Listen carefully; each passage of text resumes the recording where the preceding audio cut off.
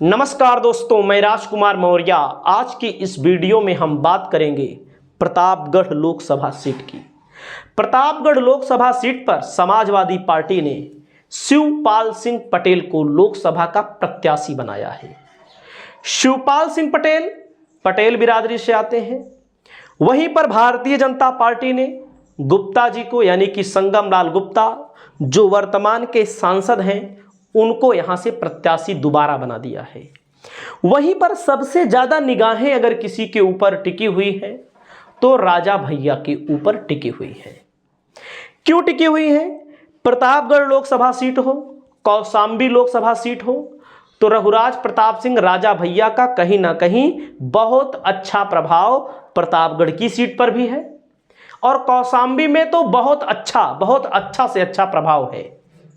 चुनाव जीता जाए, चुनाव हारा जाए, उसकी बात अलग है, लेकिन जब 2019 में चुनाव हुआ था तो रघुराज प्रताप सिंह ने यहां से लड़ाया था अक्षय प्रताप सिंह को, जो वर्तमान में एमएलसी हैं। लगभग 46 से 48 ऐसे हजार वोट पाए थे। 46,000 48,000 वोट पूरे प्रतापगढ़ लोकसभा सीट पर।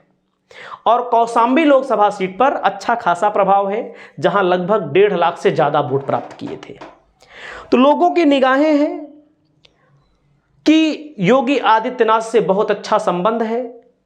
2-2 बार 3-3 बार जब राज्यसभा का चुनाव होता है तो राजा भैया ने योगी आदित्यनाथ को, यानी कि राज्यसभा में भारतीय जनता पार्टी को समर्थन दिया।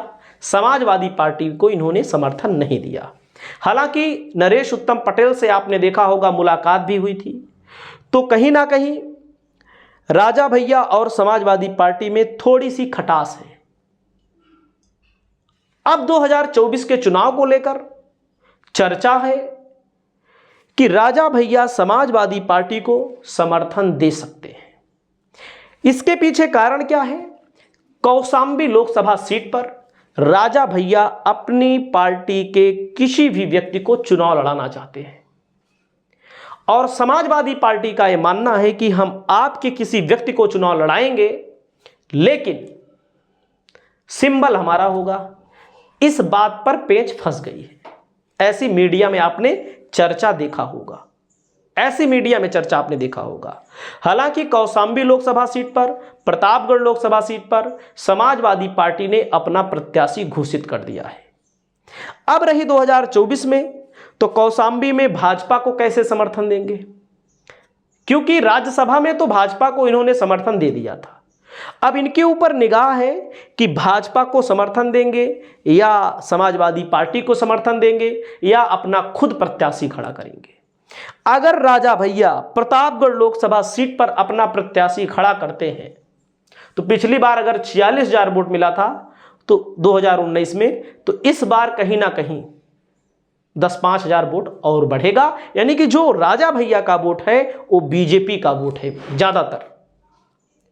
अगर आप आम भाषा में बात करेंगे, लोगों से बात करेंगे, तो आपको खुद लगेगा कि अगर राजा भैया अपना प्रत्याशी प्रतापगढ़ लोकसभा सीट पर खड़ा करते हैं तो 50,000 का भी डैमेज कर सकते हैं और ज्यादा वोटों का भी डैमेज कर सकते हैं।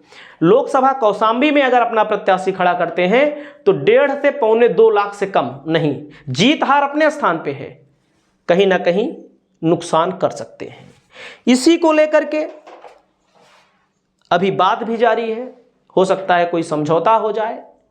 हालांकि अब जैसे जैसे चुनाव आ रहा है, समझौता होने की उम्मीद धीरे धीरे खत्म हो रही है।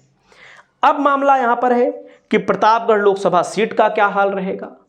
अगर हम बात करें तो प्रतापगढ़ का जो हाल है, 2 पक्षीय मुकाबला होना है। समाजवादी पार्टी के सामने भारतीय जनता पार्टी का मुकाबला होना है।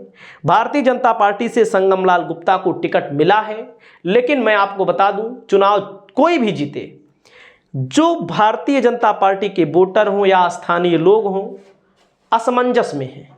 क्योंकि संगम लाल गुप्ता ने 5 साल में ऐसा कुछ काम नहीं किया है जिसको बताया जा सके।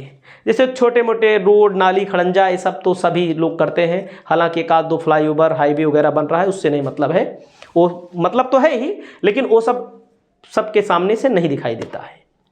तो कहीं ना कहीं नाराजगी है पार्टी के अंदर भी, पार्टी के बाहर तो नाराजगी है भी। वहीं पर समाजवादी पार्टी ने शिवपाल सिंह पटेल को टिकट दिया है, तो पार्टी के कार्यकर्ता भी नाराज बताए जा रहे हैं।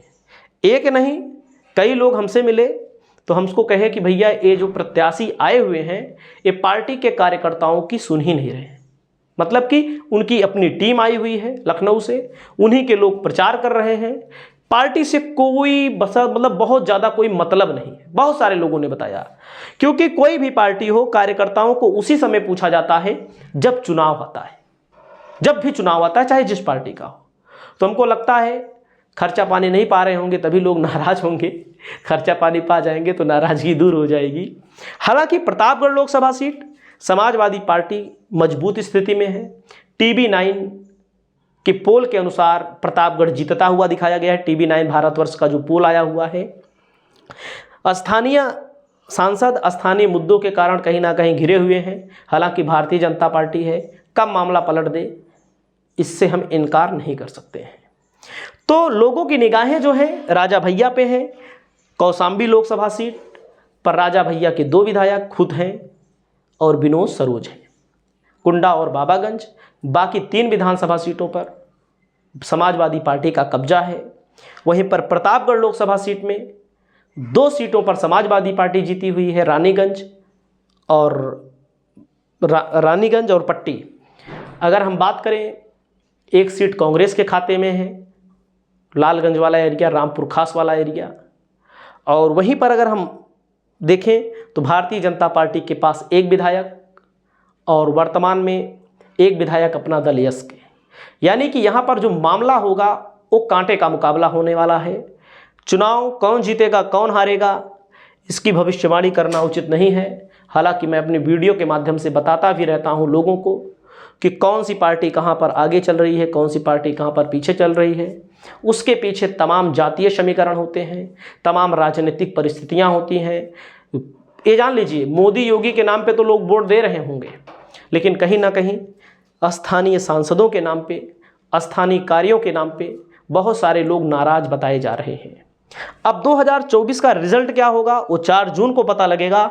लेकिन मैंने एक बात बोली है और बार प्रति वीडियो में बोलता हूँ, 25 से 30 सीटें ऐसी हैं जहां समाजवादी पार्टी चुनाव जीत सकती है। समाजवादी पार्टी कांग्रेस मिला करके बहुजन समाज पार्टी का खाता खुलता हुआ नहीं दिखाई दे रहा है।